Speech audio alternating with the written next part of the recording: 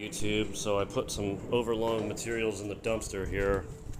So now I'm going to cut them down, and I'm going to give you guys a little treat on how I'm going to do it with this circular saw.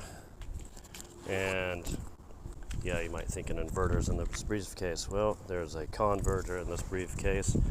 What it does is it converts 40 volts DC to 91 volts DC, which is enough to run this saw here. So that's what we're going to use to chop that up. You'll see just how well it works. It runs a little bit slower than 120 volts DC, but that's the maximum output voltage this unit here can take. You see down there it's attached to Greenworks clone battery on a Terra-Firma technology battery holder. So let's get to chopping. Here we go.